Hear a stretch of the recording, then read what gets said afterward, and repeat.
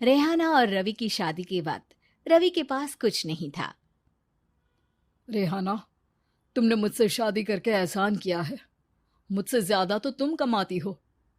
अरे तो क्या हुआ, एक दिन आएगा रवि कि तुम खूब पैसा कमाओगे। मुझे तुम पर पूरा विश्वास है। रवि और रेहाना खुद को स्टैंड करने के लिए पूरी मेहनत करते। रेहाना, मैं नौकरी नहीं करना चाहता हूँ।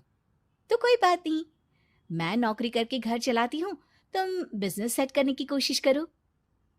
एक दिन रेहाना, तुम जानती हो, मैंने जो विज्ञापन बनाने वाली कंपनी खोली थी ना, उसे बड़ी ब्रांड का ऑफर आया है। अब हम लोगों के दिन ब्यारे न्यारे हो गए हैं। मैं जानती थी रवि कि एक दिन तुम सेटल हो जाओगे। रवि का काम अच्छा चल जाता है। एक दिन वो रेहाना से कहता है, रेहाना, अब हम लोगों का बच्चा भी हो गया है। बहुत छोटा है वो। उसका ख्याल कैसे रखेंगे हम? कैसे क्या, मैं गांव से माँ को लेकर आ जाती हूँ। नौकरी से हाफ डे ले लिया करूंगी। अभी तो वो छोटा है, स्कूल जाने तक मैं मैनेज कर लूंगी। देखो रेहाना, मैं अब अच्छा कमा रहा हूँ। तुमको नौकरी करके परेशान होने की कोई जरूरत नहीं है। अरे कैसी बात कर रहे हैं, मैं अपनी लगी लगाई नौकरी कैसे छोड़ दूं? और मैंने तो सुना है हम लोगों को कुछ ही महीनों में सरकारी नौकरी मिल जाएगी। सरकारी नौकरी में कितना कमा लोगी? उतने में तो मैं ड्राइवर रख लूंगा। रेहाना को रवि की बात का थोड़ा बुरा तो लगता है। कम से कम मेरी नौकरी की इतनी बेइज्जती मत करो। भूल गए, इसी नौकरी के बदौलत तुमने अपना बिजनेस खड़ा किया है। अरे वो तो मैं किसी के भरोसे भी कर लेता। देखो, अपने बच्चे को संभालो, घर का काम करो। अब बाहर जाती तुम अच्छी नहीं लगती हो। रेहाना रवि के कहने पर नौकरी तो छोड़ देती है, लेकिन अब बड़े से घर में उसकी कीमत किसी नौकर से कम नहीं होती। एक दिन रवि का दोस्त आता है। भाभी, हम लोग तो आपको तब से जानते हैं जब से आप लोग शादी होकर इस शहर में आए थे। आपकी बदौलत ही सारा बिजनेस खड़ा हुआ है। ये किस्मत तो आप ही की है भाभी। हाँ हाँ भाई, हमारी मेहनत तो कुछ है ही नहीं। अरे होगी, लेकिन भाभी की किस्मत के आगे कुछ नहीं।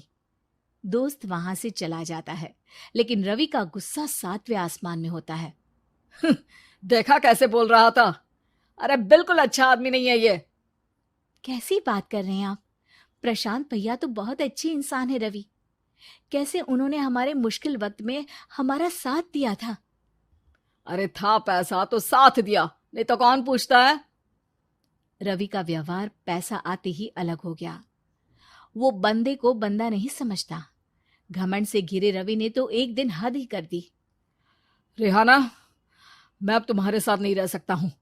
क्या क्या बकवास कर रहे हो रवि? क्या कहना चाहते हो? और क्यों नहीं रह सकते तुम मेरे साथ? देखो, मुझे कोई और पसंद है, और उसने साथ रहने पर बस यही शर्त रखी है कि मुझे तुम्हें तलाक देना होगा। रेहाना, जो कि एक स्वावलंबी महिला थी, उसने बिना देर किए रवि को कह दिया, कोई इश्यू नहीं, मुझे पैकिंग में 4 दिन का वक्त लगेगा, लेकिन तब तक मैं तुम्हारे साथ नहीं रहूंगी। 4 दिन के लिए तुम कहीं और शिफ्ट हो जाओ, मैं घर से निकलूंगी तो बता दूंगी। रवि घर छोड़कर चला जाता है। रेहाना को दुख होता है, वो रोती है, लेकिन व्यवहार से स्ट्रांग रेहाना को पति के वापस आने का और उसे सबक सिखाने का पूरा भरोसा था।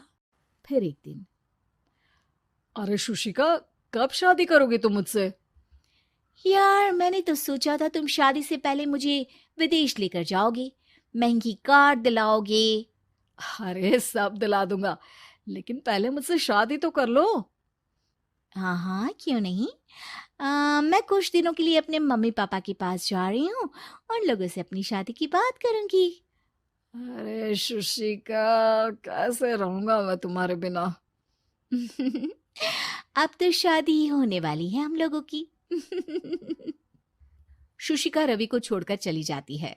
रवि घर आता है, जहां रेहाना को ना पाकर उसे सब अजीब लगता है। घर तो रेहाना के बिना कुछ नहीं है। बच्चे की याद भी आ रही है। चलो एक वीडियो कॉल कर लेता हूँ। रवि रेहाना को वीडियो कॉल करता है, लेकिन रेहाना फोन नहीं उठाती। रात को सोते वक्त मन कर रहा है मुन्ने को गले लगा लूं। चलो कोई ना, शुशिका से शादी के बाद मेरे और भी बच्चे होंगे। अगले दिन रवि ऑफिस जाता है, जहां टीना खड़ी होती है। सर, आपने अपने नए ऐड के लिए मॉडल की रिक्वायरमेंट डाली थी ना, मैं उसी के लिए आई हूँ। रवि टीना को देखकर खुश हो जाता है। अब शादी हो गई है तुम्हारी? नहीं सर, बस अच्छा सा हैंडसम और अमीर लड़का देख रहे हैं मेरे मम्मी पापा। रवि के दिमाग से तो टीना को देखकर शुशिका का ख्याल भी खत्म हो जाता है। अरे यार, ये लड़की मिल जाए कितनी सुंदर है। शुशिका तो इसके आगे कुछ नहीं है। आ, अब क्या तुम्हें ऐसा नहीं लगता कि मुझसे मिलकर तुम्हारी ये खोज खत्म हो गई है? आप ना, आप तो 2 बच्चों की पापा लग रहे हैं। अरे नहीं नहीं, मेरी शादी तो हुई थी, लेकिन बीवी को किसी और से प्यार था, मुझे छोड़कर चली गई। खैर, टीना की दोस्ती रवि से हो जाती है, लेकिन 1 महीने बाद शुशिका रवि के पास वापस आती है। मेरे मम्मी पापा तुमसे मिलना चाहते हैं, लेकिन उन लोगों को ये मत बताना कि तुम पहले से शादीशुदा हो, और हाँ, शादी से पहले अपनी सारी प्रॉपर्टी तुमको मेरे नाम करनी होगी। अरे पागल, अब मैं तुमसे शादी ही नहीं करना चाहता। भला ऐसी लालची औरत से कौन शादी करेगा? तभी वहां टीना आ जाती है। रवि, ये पागल सी औरत कौन है? देखो, तुमने ही कह दिया ना पागल, तो पागल ही है। पता नहीं कौन है, कह रही है शादी कर लो, लेकिन शादी से पहले अपनी सारी प्रॉपर्टी मेरे नाम कर दो। बोल तो सही रही है। वैसे तुम जानती हो, मेरी एक सहेली है, उसके पति ने उसे पैसा आते ही छोड़ दिया, जबकि उसको खड़ा करने वाली ही मेरी सहेली थी। और मुझे भी भरोसा नहीं है। अगर मैं भी तुमसे शादी करूंगी तो तभी, जब तुम मेरे नाम अपनी सारी प्रॉपर्टी कर दोगे। अरे हाँ हाँ, क्यों नहीं, बिल्कुल कर दूंगा। रवि और टीना की शादी की तारीख तय हो जाती है। वो अपनी सारी प्रॉपर्टी के कागज लेकर शादी वाली जगह पर पहुंचता है, लेकिन वहां टीना आती नहीं। रवि टीना को मैसेज करता है। कहाँ हो? सॉरी, मैं तुमसे शादी नहीं कर सकती, मुझे तुमसे भी ज्यादा पैसे वाला मिल गया।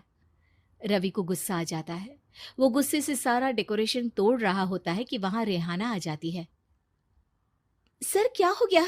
क्या डेकोरेशन पसंद नहीं आई आपको? अ, तुम यहाँ क्या कर रही हो? मैं यहाँ की डेकोरेटर हूँ। क्या आपको